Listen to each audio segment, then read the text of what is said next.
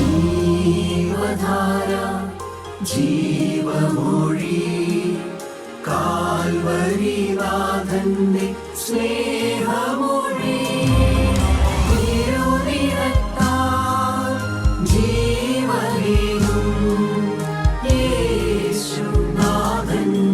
ജീവമൊഴി ജീവധാര ജീവധാര ജീവധാര.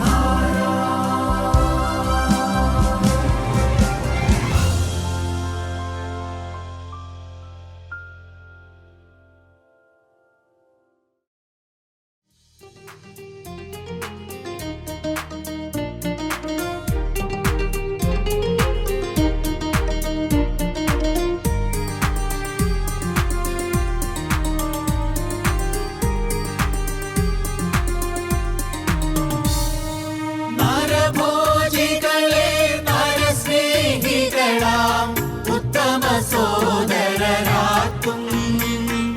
നരഭോജികളെ നരസ്നേഹികളാം ഉത്തമ സോദരരാക്കും.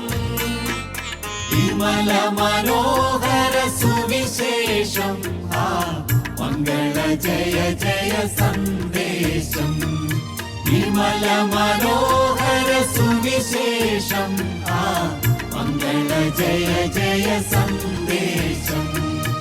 എന്നും പുകഴ്ത്തുവിൻ സുവിശേഷം മംഗള ജയ ജയ സന്ദേശം. എന്നും പുകഴ്ത്തുവിൻ സുവിശേഷം മംഗള ജയ ജയ സന്ദേശം. ദൈവത്തിന് സ്തോത്രം. ആയുസ്സും ആരോഗ്യവും തന്ന് ഇന്നും ദൈവത്തിൻ്റെ വചനം പറയാൻ ദൈവം എനിക്ക് അവസരങ്ങൾ ഒരുക്കി തരുന്നു. ഞാൻ വളരെ സമാധാനത്തോടു കൂടിയാണ് ഇവിടെ നിൽക്കുന്നത്. കാരണം ഒരിക്കലും ഞാൻ പ്രതീക്ഷിച്ചതല്ല ഇങ്ങനെയൊരു അനുഭവം എൻ്റെ ജീവിതത്തിൽ ഉണ്ടാവുമെന്ന്. സുന്ദരമായ ജീവിതം, സമാധാനമുള്ള ജീവിതം, ആശ്വാസമുള്ള ജീവിതം, ഭാരമില്ലാത്ത ജീവിതം, ടെൻഷനില്ലാത്ത ജീവിതം, ആരോടും ഒരിഷ്ടക്കുറവില്ല, സഹിപ്പാനും വഹിക്കാനും പഠിക്കുന്നൊരു പാഠശാല. ഞാൻ ഈ അടുത്ത കാലത്ത് പഠിച്ചൊരു കാര്യമാണ് തോൽക്കാൻ, തോറ്റു കൊടുക്കാൻ. ഭാര്യയുടെ മുമ്പിൽ തോക്കാൻ, തോറ്റു കൊടുക്കാൻ, ക്ഷമിക്കാൻ, സഹിക്കാൻ, വഹിക്കാൻ. ഇതൊക്കെ ഒന്നും എൻ്റെ ബുദ്ധിമണ്ഡലത്തിൽ ഒതുങ്ങുന്ന കാര്യങ്ങളൊന്നുമല്ല. എൻ്റെ ആളത്തം നോക്കിയാൽ അങ്ങനെ തോറ്റു കൊടുക്കുന്നൊരു പ്രകൃതമൊന്നും എനിക്കില്ല. തർക്കിക്കാൻ വളരെ സാമർഥ്യമുള്ളവനാണ്. ഞാൻ പിടിക്കുന്ന മുയലിന് ഇത്ര കൊമ്പുണ്ടെന്ന് പോലും പറയാൻ ഞാൻ ധൈര്യപ്പെട്ട മനുഷ്യനാണ്.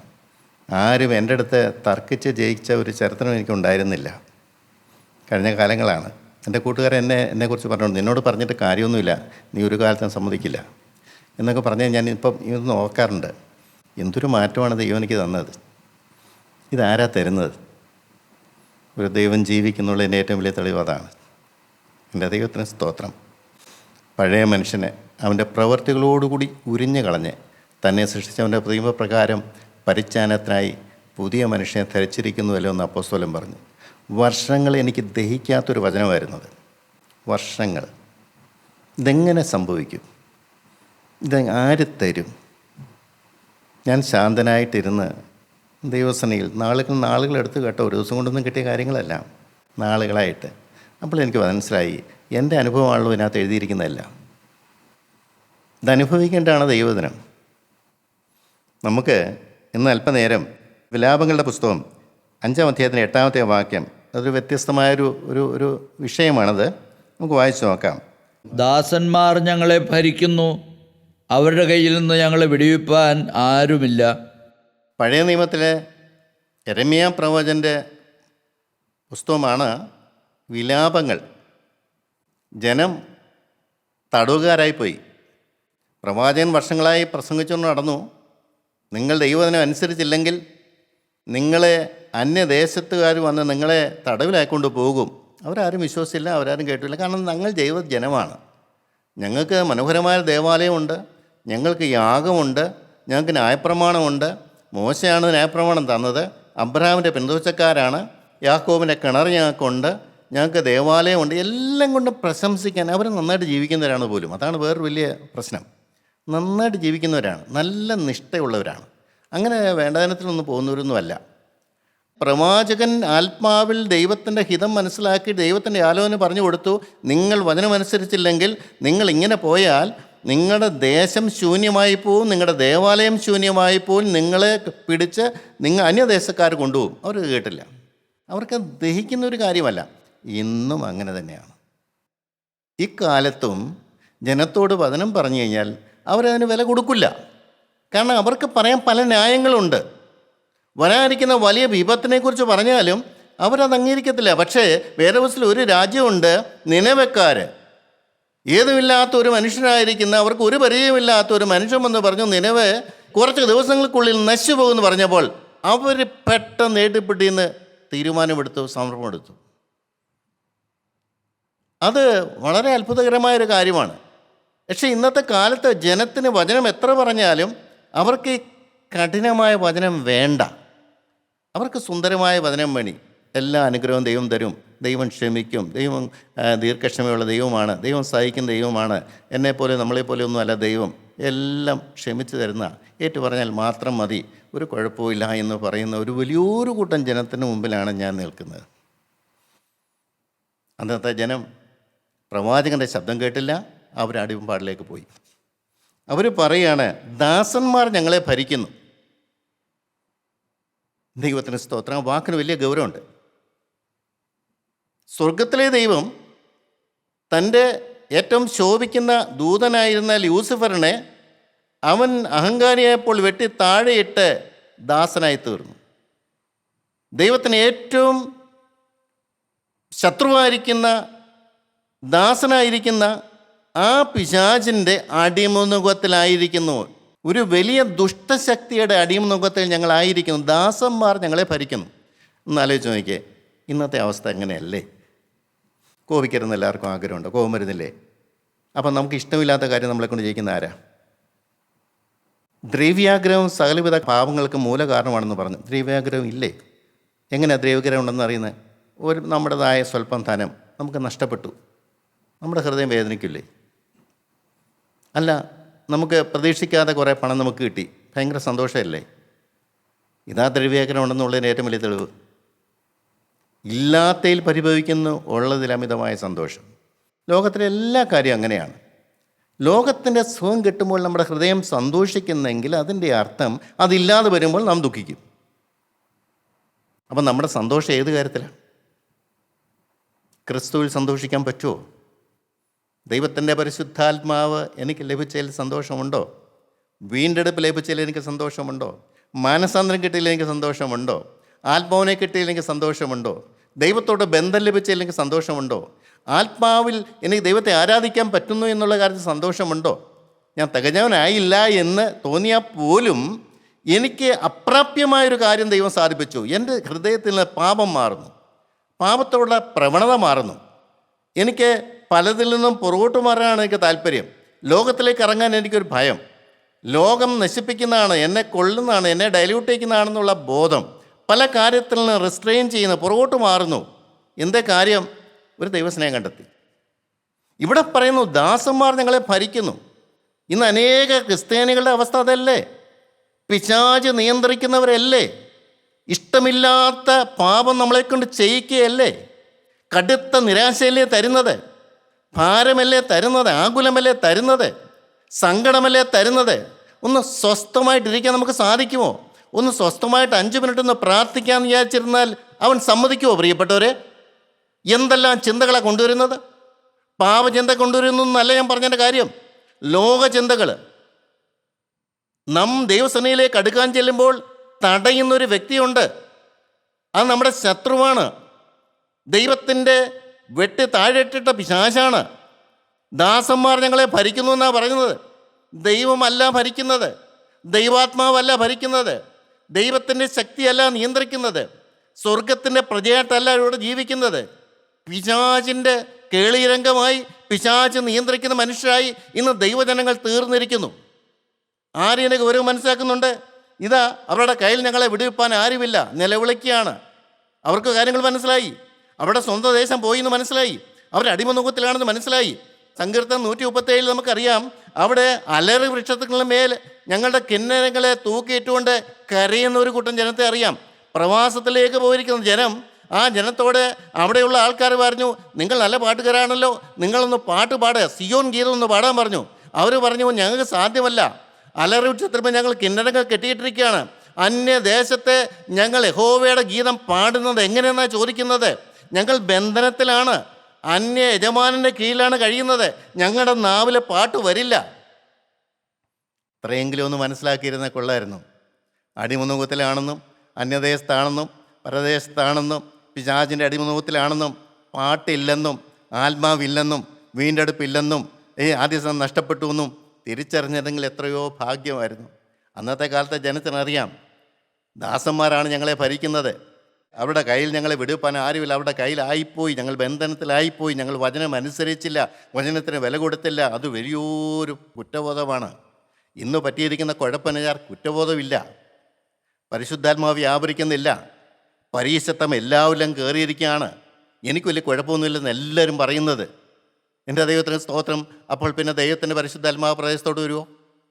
പരിശുദ്ധാത്മാവ് പാപബോധം കൊടുക്കുന്ന ആത്മാവാണ്, കുറ്റബോധം കൊടുക്കുന്ന പരിശുദ്ധാത്മാവാണ്. ദൈവത്തിൻ്റെ ക്രൂശിൻ ചൂട്ടിലേക്ക് നയിക്കുന്നതാണ് പരിശുദ്ധാത്മാവ്. ആ പരിശുദ്ധാത്മാവിൻ്റെ പ്രവർത്തനം ടോട്ടലായിട്ട് ബ്ലോക്കായിപ്പോയി. എൻ്റെ ദൈവത്തിന് സ്തോത്രം. ഈ കാലത്ത് വന്നിരിക്കുന്ന ഏറ്റവും വലിയ കെടുതി പരിശുദ്ധാത്മാവിൻ്റെ വ്യാപാരം നിലച്ചിരിക്കുന്നു. ദൈവത്തിന് സ്തോത്രം. എവിടെയാണ് ആത്മാവ് വ്യാപരിക്കുന്നത്? വചനത്തിലേക്ക് തിരിയുമ്പോൾ. വചനം ദൈവത്തിൽ നിന്ന് വരുന്നതാണ്. എൻ്റെ കുറവ് കാണിച്ചു തരുന്നതാണ് വചനം. എനിക്ക് പാപമില്ല, ഞാൻ പറയുമ്പോഴും എനിക്ക് പാപമുണ്ട്, ശത്രുവാണ് എന്നെ ഭരിക്കുന്നതെന്ന് മനസ്സിലാക്കി തരുന്ന സുബോധമാണ്. സുബോധം ലഭിക്കുന്നവർക്കേ വചനം ഗ്രഹിക്കാൻ പറ്റുള്ളൂ. ദൈവത്തിലേക്ക് തിരിയുന്ന ആഗ്രഹം വരുമ്പോഴേ ആത്മാവ് വ്യാപരിക്കാൻ പറ്റുള്ളൂ. ഇത് ആത്മാവ് മാറി നിന്നാൽ എങ്ങനെ രക്ഷപ്പെടും? ദൈവത്തിന് സ്തോത്രം. നമുക്ക് വായിച്ചിരിക്കാം അവരുടെ വിലാപത്തിൻ്റെ കാരണം എന്താണ്. യഹോവേ, ഞങ്ങൾ എന്തു ഭവിക്കുന്നു ഓർക്കണമേ, ഞങ്ങൾ നേരിട്ടിരിക്കുന്ന നിന്ന ഓർക്കണമേ. നിന്ദിതരായിരിക്കുന്ന ഒരു കൂട്ടം, ഒന്നാമത്തെ വാക്യമാണ് 5:1. ഞങ്ങൾ നിന്ദിതരായിരിക്കുന്നു, പാപബോധം ലഭിച്ചിരിക്കുന്നു. അവരടിമപ്പാടി പോയപ്പോൾ, അല്ല ഇതാ ഇളയപുത്രനെ പന്നിയുടെ കൂടെ ജീവിക്കുമ്പോൾ അവന് സുബോധം കിട്ടി, അവൻ വിശന്നു, അവൻ്റെ കഷ്ടതയിൽ അവൻ സ്വർഗത്തിലെ ദൈവത്തിലേക്കും സ്വന്തം പിതാവിലേക്കും നോക്കി. എൻ്റെ ദൈവത്തിന് സ്തോത്രം. എൻ്റെ അവസ്ഥ, ഞാൻ നിന്ദരായിരിക്കുന്നു, ഞാനത് കൂത്തുകാഴ്ചയായി തീർന്നിരിക്കുന്നു, പന്നിയുടെ മുമ്പിൽ പോലും വിലയില്ലാത്തവനായി മാറിപ്പോയിരിക്കുന്നു. ഇതാണ് യഥാർത്ഥമായ അനുതാപം എന്ന് പറയുന്നത്. യഥാർത്ഥമായ അവസ്ഥ മനസ്സിലാക്കുക. ഞങ്ങൾ നിന്ദിതരായി തീർന്നിരിക്കുന്നു. ദൈവജനമെന്ന് ഞങ്ങൾക്ക് പേരുണ്ടെങ്കിലും ഞങ്ങളിപ്പോൾ അടിമനുഖത്തിലായിരിക്കുന്നു.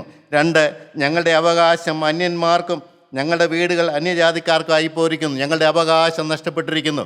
പുത്രത്വത്തിൻ്റെ അവകാശം, ദൈവജനമെന്നുള്ള അവകാശം, വീണ്ടെടുപ്പിൻ്റെ അവകാശം, സ്വർഗരാജ്യത്തിൻ്റെ അവകാശം, അത് ഞങ്ങളുടെ ഹൃദയത്തിൽ നിന്ന് നഷ്ടപ്പെട്ടു പോയിരിക്കുന്നല്ലോ. അവർ നിലവിളിക്കുകയാണ്. ദൈവത്തിന് സ്തോത്രം. 3-ാമത്തെ കാര്യം, ഞങ്ങൾ അനാഥരും അപ്പനില്ലാത്തവരുമായിരിക്കുന്നു. എൻ്റെ ദൈവത്തിന് സ്തോത്രം. വീണ്ടെടുപ്പ് ലഭിച്ചപ്പോൾ അപ്പാ എന്ന് പറഞ്ഞ് നിലവിളിച്ച് പ്രാർത്ഥിച്ചവരാണ്. വീണ്ടെടുപ്പ് ലഭിച്ചപ്പോൾ എനിക്കൊരു അപ്പനുണ്ട്, എന്നെ സ്നേഹിക്കുന്നൊരു അപ്പനുണ്ട്, ആ അപ്പൻ്റെ സന്നിധിയിലേക്ക് ധൈര്യത്തോടെ എനിക്ക് പ്രവേശനമുണ്ടെന്ന് പറഞ്ഞ ജനം ഇന്ന് പറയുന്നു ഞങ്ങൾ അനാഥരായിരിക്കുന്നു, അപ്പനില്ലാത്തവരായിരിക്കുന്നു. പോരാ, ഒരു കാര്യം കൂടെ പറയുന്നു, ഞങ്ങളുടെ അമ്മമാർ വിധവയായി തീർന്നിരിക്കുന്നു. വിധവയെന്ന് പറഞ്ഞാൽ അറിയാമല്ലോ, ചിറകൊടിഞ്ഞ പക്ഷികൾ. ആശ്രയിപ്പാൻ ആരുമില്ല, സഹായിപ്പാൻ ആരുമില്ല, ആശ്രയിക്കാനുള്ള താങ്ങും തൂണും എല്ലാം നഷ്ടപ്പെട്ടു പോയിരിക്കുന്നു. ഇന്ന് അനേകർ അനാഥരല്ലേ പ്രിയപ്പെട്ടവരെ? ഒന്ന് ചിന്തിച്ച് നോക്കിയേ. നിങ്ങൾക്ക് സ്വന്തമായിട്ടൊരു യേശുവുണ്ടോ? സ്വന്തമായിട്ടൊരു ദൈവമുണ്ടോ? നിങ്ങൾക്കൊരാശ്രയമുണ്ടോ? നിങ്ങൾക്കൊരു കാൽപാദമുണ്ടോ? നിങ്ങൾ വിശ്രാമം കണ്ടെത്തുന്ന സ്ഥലം നിങ്ങൾക്കുണ്ടോ? നിങ്ങൾക്ക് വിളിച്ചപേക്ഷിക്കാൻ ഒരു യേശു ഉണ്ടോ? നിങ്ങൾ വിളിച്ചാൽ ദൈവം കേൾക്കുമോ? അതാണ് അതിൻ്റെ വേറൊരു വിഷയം. യേശു ഉണ്ടെന്ന് പറഞ്ഞാലും വിളിച്ചാൽ, ഞാൻ വിളിച്ചാൽ കേൾക്കുന്നൊരു അപ്പനുണ്ടോ? ഞാനും അപ്പനുമായിട്ട് ബന്ധമെല്ലാം ക്ലിയർ ആണോ? എൻ്റെ പ്രിയപ്പെട്ടവരെ, ചിന്തിക്കണം കേട്ടോ. അറിയാത്ത നിമിഷത്തിൽ ഈ ഭൂമിയിൽ നിന്ന് കടന്നുപോയാൽ നമ്മളെ കൊണ്ടുപോകുന്നത് ദൈവാത്മാവൊന്നും ആയിരിക്കത്തില്ല. ലാസറിൻ്റെ സംഭവത്തിനകത്ത് പറഞ്ഞു, ദൂതന്മാരവനെ കൊണ്ടുപോയി. ദൂതന്മാർ അന്നേരം സ്വർഗത്തിൽ നിന്ന് താഴോട്ട് ഇറങ്ങി വന്നതല്ല. ദൂതന്മാർ ഭൂമിയിൽ ജീവിച്ച കാലത്ത് അവനെ സംരക്ഷിച്ചുകൊണ്ടിരുന്നു. ദൂതന്മാരുടെ സംരക്ഷണമുണ്ടോ? എപ്പോഴും ഹൃദയം ദൈവത്തിലേക്ക് ഉയർത്താനുള്ള കൃപ കിട്ടുന്നുണ്ടോ? ക്രൂശിൻ്റെ ചുവട് ഒരു അന്യപ്പെട്ടു പോയൊരു സ്ഥലമാണോ? അതോ എപ്പോഴും നീ ക്രൂശൻ ചൂട്ടിയിരിക്കുന്ന ഒരു മനുഷ്യനാണോ? ക്രൂശിൻ ചുവട്ടിലിരുന്ന ആളൊരു ഗുണം എന്നാന്ന് ചോദിച്ചാൽ നിനക്ക് പാപബോധം കിട്ടും, നിനക്ക് കുറ്റബോധം കിട്ടും, പാപങ്ങളെ കുടഞ്ഞിടാൻ പറ്റും, ആ രക്തത്തളിപ്പ് നിനക്ക് ലഭിക്കും, ദൈവത്തിൻ്റെ കരം നിന്റെ തലമേൽ വരും, നിനക്ക് പുത്രത്തിൻ്റെ അവകാശം കിട്ടും, നീ അന്യപ്പെട്ടവനല്ല, നീ അനാഥനല്ലെന്നുള്ള ബോധം കിട്ടും. ഞാൻ നിനക്കുണ്ട്, നീ ഭാരപ്പെടേണ്ട, ലോകത്തിൻ്റെ വറുതിയിൽപ്പെട്ട് നീ ഭാരപ്പെടേണ്ട, ഉഷ്ണക്കാറ്റേറ്റ് നീ വലയണ്ട, ഞാൻ നിന്നോട് കൂടെയുണ്ട്, നീ എൻ്റെ മുഖത്തേക്ക് നോക്കുക എന്ന് പറയുന്നൊരു ശബ്ദം കേൾക്കും.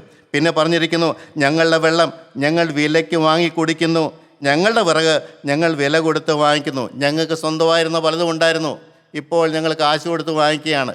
ഏദൻ തോട്ടത്തിൽ ആദാമിനെ ഹവ്വായും സൃഷ്ടിച്ചപ്പോൾ ഏദൻ തോട്ടം അവർക്ക് വേണ്ടതെല്ലാം കൊടുക്കുമെന്നാണ് എഴുതി വച്ചിരിക്കുന്നത്.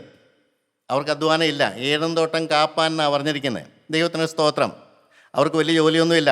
പക്ഷേ ഏദൻ തോട്ടത്തിൽ പുറത്തായി കഴിഞ്ഞ് പറഞ്ഞു, നീ നെറ്റിയിലെ വേർപ്പ് കൊണ്ട് നീ ഭക്ഷണം കഴിക്കും, ഭൂമി മുള്ളും പറക്കാരെയും ഉൽപ്പാദിപ്പിക്കും. ശാപം വന്നു കഴിഞ്ഞു. ദൈവത്തിന് തരാനുള്ള എല്ലാ പ്രൊവിഷനും ഉണ്ടെങ്കിലും ശാപം നിൽക്കുന്നതുകൊണ്ട് ദൈവത്തിനൊന്നും തരാൻ പറ്റുന്നില്ല. ഞങ്ങൾ കഷ്ടപ്പെടുന്നു, ഞങ്ങൾ ഭാരപ്പെടുന്നു, ഞങ്ങൾക്ക് ഉപജീവനത്തിന് മാർഗമില്ല, ഞങ്ങൾക്ക് സമ്പത്തില്ല, ഞങ്ങൾ കഷ്ടതയിൽ കഴിയുന്നു, ഞങ്ങൾ വറുതിയിൽ കഴിയുന്നു. എൻ്റെ ദൈവത്തിന് സ്തോത്രം. എന്തേ കാര്യം? അന്യദേശത്തായിപ്പോയി, ശത്രുവിൻ്റെ പിടിയിലായിപ്പോയി. ദൈവത്തിന് സ്തോത്രം. അവിടെ പിന്നെയും പറഞ്ഞിരിക്കുന്നു, ഞങ്ങൾ തളർന്നിരിക്കുന്നു, ഞങ്ങൾക്ക് വിശ്രാമവുമില്ല. ദൈവത്തിന് സ്തോത്രം. തളർച്ച വന്നിരിക്കുന്നു, നിരാശ വന്നിരിക്കുന്നു, ഭാരം വന്നിരിക്കുന്നു, ആകുലം വന്നിരിക്കുന്നു.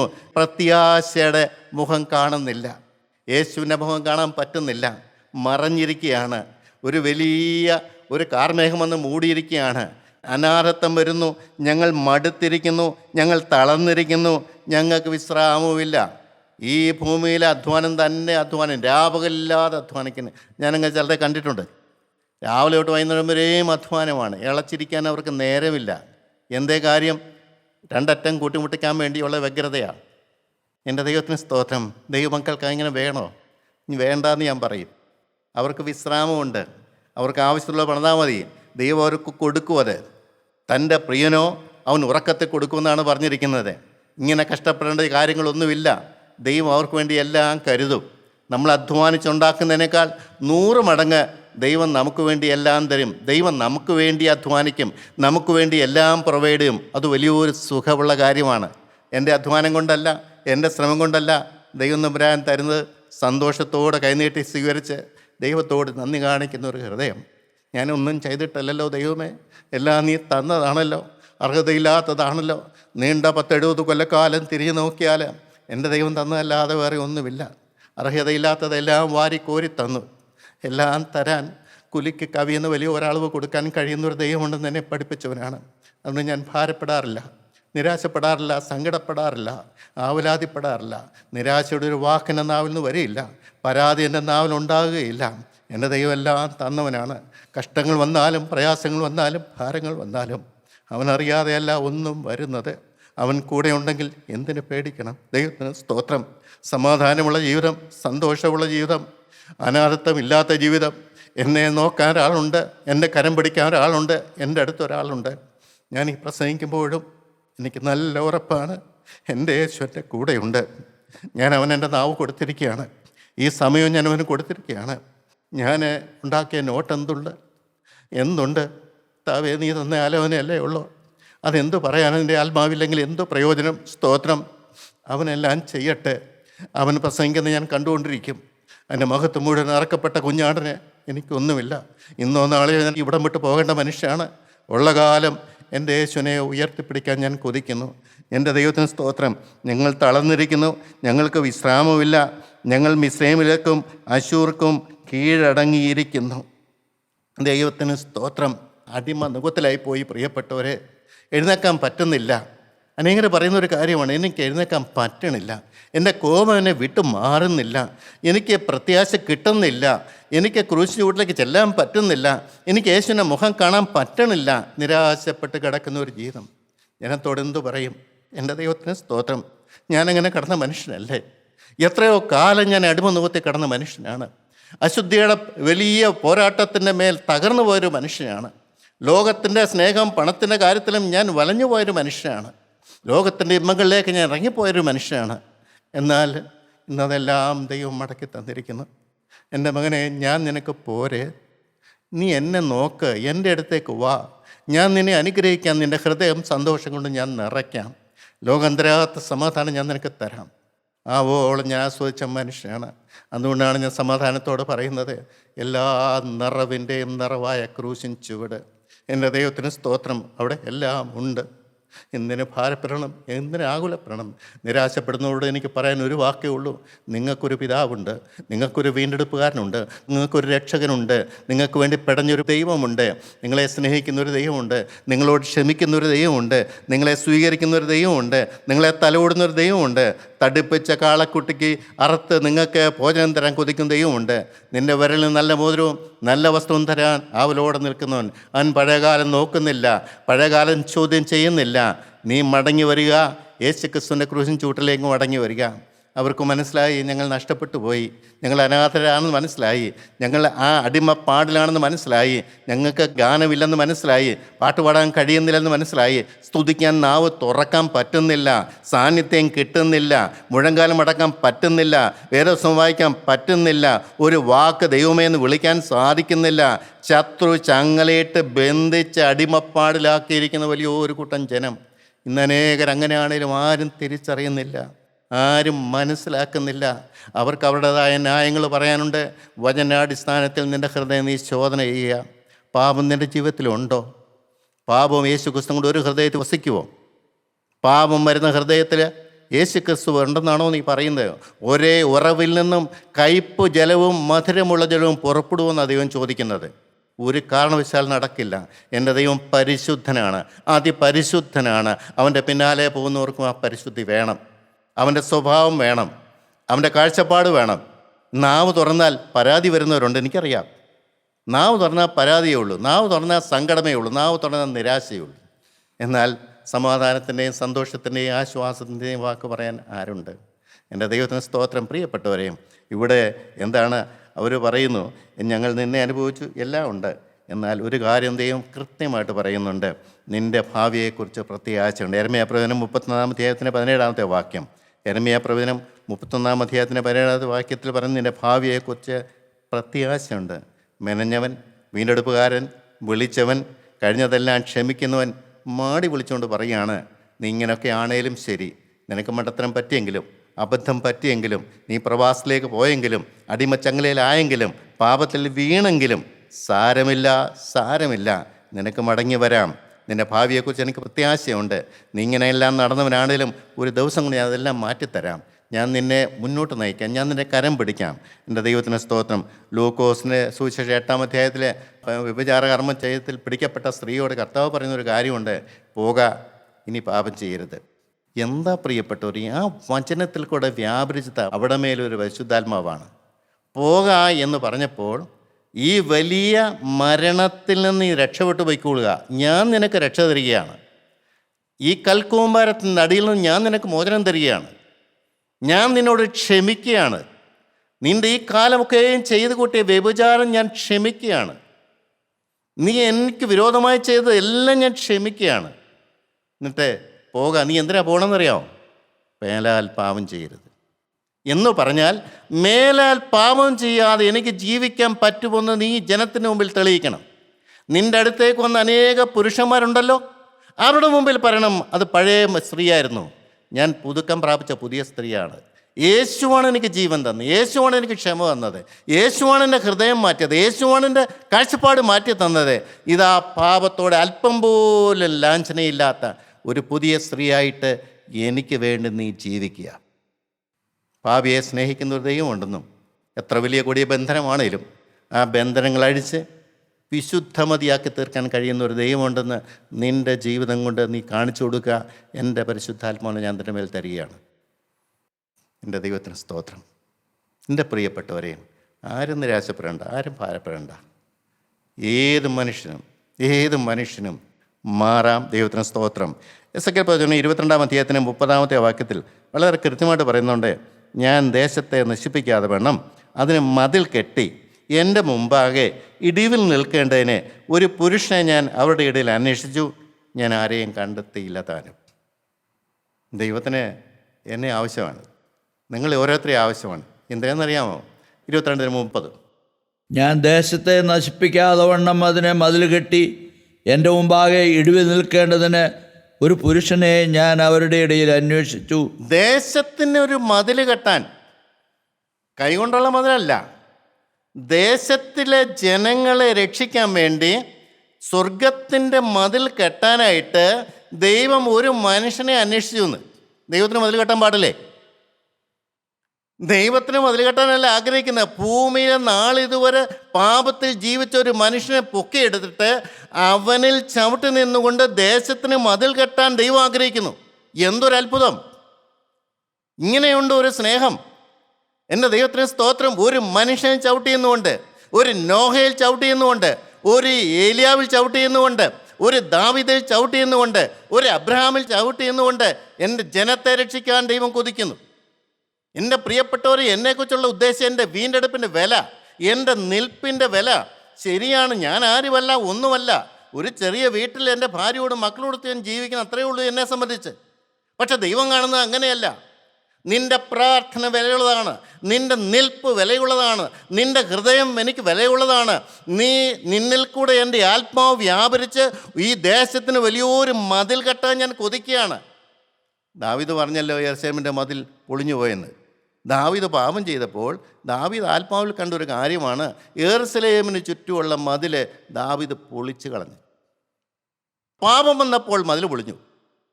പാപം വന്നപ്പോൾ കൃപ നഷ്ടപ്പെട്ടു. പാപം വന്നപ്പോൾ ദൈവത്തിൻ്റെ കോപം വന്നു. പിശാച് അടിച്ച് നിരത്തി മതിലെല്ലാം തല്ലിപ്പൊളിച്ചു. യോബിൻ്റെ വേലി പൊളിച്ചു. എൻ്റെ ദൈവത്തിന് സ്തോത്രം. മുന്തിരിത്തോട്ടത്തിൽ ചെറുകുറുക്കന്മാർ കയറാൻ വേണ്ടി വേലി പൊളിഞ്ഞുപോയി. ഒരു മനുഷ്യൻ ദൈവത്തോട് വാക്ക് പറഞ്ഞിട്ട് നിന്നില്ലെങ്കിൽ, ആദ്യ സ്നേഹം ലഭിച്ചവൻ ദൈവത്തിന് വചനപ്രകാരം ജീവിച്ചില്ലെങ്കിൽ, കൂട്ടായ്മ കൂടെ നടന്നിട്ടൊന്നും ഒരു കാര്യമൊന്നുമില്ല. വളരെ കൃത്യമായിട്ട് മനസ്സിലാക്കണം. വേലി പൊളിയുന്നത് നീ അറിയുന്നില്ല. നിൻ്റെ കുടുംബത്തിൻ്റെ മേലുള്ള വേലിയാണ് പൊളിയുന്നത്, മക്കളുടെ മേലുള്ള വേലിയാണ് പൊളിയുന്നത്, ദേശത്തിന് മേലുള്ള വേലിയാണ് പൊളിയുന്നത്. നീ ദൈവസനെ കണക്ക് പറയേണ്ടി വരും. കാര്യം ഗൗരവമാണ്, കാര്യം കൃപയാണ്, ദൈവം സ്നേഹമാണ്. ഭാവിയെക്കുറിച്ച് പ്രത്യാശയുണ്ട്, ശരിയാണ്. പാപം ചെയ്തെന്ന് പറഞ്ഞു വിട്ടു കഴിഞ്ഞാൽ പാപം ചെയ്യാതെ ജീവിക്കണം. അയാളെ സകല കൃപയും തന്നാണ് വിടുന്നത്. നീ കഷ്ടപ്പെട്ട് അധ്വാനിച്ച് പട്ടിണി കിടന്ന് ഉപവാസം എടുത്ത് നശിക്കാനല്ല ദൈവം ആഗ്രഹിക്കുന്നത്, കൃപ തന്നാണ് വിടുന്നത്. നീ പോകാനാണ് പറഞ്ഞത്. നിനക്ക് ഞാൻ കൃപ തരുമെന്നാണ് പറഞ്ഞത്. ഞാൻ നിൻ്റെ കൂടെ വരുമെന്നാണ് പറഞ്ഞത്. ആരുടെ? വ്യഭിചാര കർമ്മത്തിൽ പിടിക്കപ്പെട്ട സ്ത്രീയുടെ കൂടെ യേശുവിൻ്റെ ആത്മാവ് വരുമെന്നോ? അതേ, വരുമെന്നാണ് പറഞ്ഞത്. അവർക്ക് മനസ്സിലായി ജീവിതം തീരാൻ പോവുകയാണ്, ജീവിതം തീരുകയാണ്. പക്ഷേ യേശു ഒരു ജീവൻ കൊടുത്തു. തീർന്ന മനുഷ്യൻ ജീവൻ കൊടുത്തു. കടപ്പാടില്ലേ? നിങ്ങളൊന്ന് ആലോചിച്ച് നോക്കി, നിങ്ങൾ ഓരോരുത്തരും ആലോചിച്ച് നോക്കി, നിങ്ങളുടെ വീണ്ടെടുപ്പിന് വില എന്താണ്? ശത്രുത എനിക്കറിയാം. 39-ാമത്തെ വയസ്സ് തീർന്നു പോകേണ്ട ജീവിതം, ശത്രു ഈമ്പി കുടിച്ചു പോകേണ്ട ജീവിതം, ലോറി ഇടയിൽ വീണ് തകർന്നു പോകേണ്ട ജീവിതം, ഡെങ്കി ഫീവർ വന്ന് BP താഴോട്ട് 20 വരെ വന്നൊരവസ്ഥ. ആരാ ജീവൻ തന്നത്? എന്തിനാണ് ജീവൻ തന്നത്? പിന്നെയും ഭാര്യയുടെ മക്കളുടെ കൂടെ ജീവിക്കാൻ വേണ്ടിയോ? അല്ല. ദേശത്തിൻ്റെ മതിൽ, ഇടിഞ്ഞു പോയ യെരൂശലേമിൻ്റെ മതിൽ പണിയാൻ വേണ്ടിയാണ്. ദൈവത്തിന് സ്തോത്രം. ഒരാൾ വേണം ദൈവത്തിന്. എക്കാലത്തും ദേശം അനുഗ്രഹിക്കപ്പെടണമെങ്കിൽ ഒരാൾ വേണം. ദൈവം രണ്ടാളെയും ഒന്നും ചോദിക്കുന്ന, ഒരാൾ നിൽക്കുമോ? നീ വിശ്വസ്തനായിട്ട് നിൽക്കുമോ? ഞാൻ ഈ ദേശത്തിന് മതിൽ പണിയും. നിനക്ക് മതിൽ പണിയും, നിൻ്റെ വീടിന് മതിൽ പണിയും, ഭാര്യയ്ക്ക് മതിൽ പണിയും, മക്കൾക്ക് മതിൽ പണിയും, നിൻ്റെ ബന്ധുക്കൾക്ക് മതിൽ പണിയും. നീ നാവെടുത്ത് പ്രാർത്ഥിക്കുന്ന ഓരോ വ്യക്തിയുടെയും വീണ്ടെടുപ്പ് ഞാൻ കൊതിക്കുകയാണ്. എനിക്ക് വ്യക്തമായിട്ടറിയാം, എന്നെ ദൈവം വിളിച്ചു വേർതിരിച്ചത് എൻ്റെ യോഗ്യത കൊണ്ട് അല്ലെന്ന് എനിക്കറിയാം. പക്ഷേ എന്നിൽ ചവിട്ട് ചെയ്യുന്നതുകൊണ്ട് ഞാൻ വേദനയോടെ പ്രാർത്ഥിക്കുന്ന ഓരോ ആത്മാക്കളെയും രക്ഷിക്കാൻ ദൈവത്തിന് പരിപാടിയുണ്ട്. നിങ്ങളുടെ ആത്മാക്കളെക്കുറിച്ച് നിങ്ങൾ ചിന്തയുണ്ടോ? ദൈവത്തിന് സ്തോത്രം. വരിമയാപ്രവചനം പറയുന്നു, അവൻ്റെ വീണ്ടെടുപ്പുകാരൻ ശക്തനാണെന്ന് പറയുന്നത്. 31-13 പറയും, ഞാൻ അവരുടെ ദുഃഖം മാറ്റി സന്തോഷമാക്കും, ഞാൻ അവരെ ആശ്വസിപ്പിച്ച് സങ്കടം പോക്കി സന്തോഷിപ്പിക്കുന്നു. എനിക്ക് നല്ല ഉറപ്പാണ്, വിശ്വസ്തനായ ഒരു ദൈവത്തെ ഞാൻ കണ്ടെത്തിയിരിക്കുന്നു. എനിക്ക് വേണ്ടി പിടഞ്ഞു വരച്ച ദൈവം. എൻ്റെ ഭാവിയെക്കുറിച്ച് അവന് വലിയ പ്രതീക്ഷയുണ്ട്, എൻ്റെ നിൽപ്പിനെക്കുറിച്ച് അവന് വലിയ പ്രതീക്ഷയുണ്ട്. അവൻ അത്ഭുതം പ്രവർത്തിക്കുന്നവനാണ്. ഒന്നും പ്രകടമായിട്ട് കണ്ടില്ലേലും എൻ്റെ ദൈവം വിശ്വസ്തനാണെന്ന് വിശ്വസിച്ചുകൊണ്ട് ഞാൻ അവനെ സ്നേഹിക്കും. പ്രിയപ്പെട്ടവരെ, നിങ്ങൾക്ക് അനുഭവം ദൈവം തന്നിരിക്കുകയാണ്. നിങ്ങൾ വിശ്വസിച്ചോടെ നിന്നാൽ നിങ്ങൾക്കത് ലഭിക്കും. നിങ്ങൾ ദൈവത്തിൻ്റെ മതിൽ പണിയുന്നവരായി മാറും. ദൈവനാമം മാത്രം മഹത്വപ്പെടാൻ ഇടയാകട്ടെ. ദൈവത്തിന് സ്തോത്രം.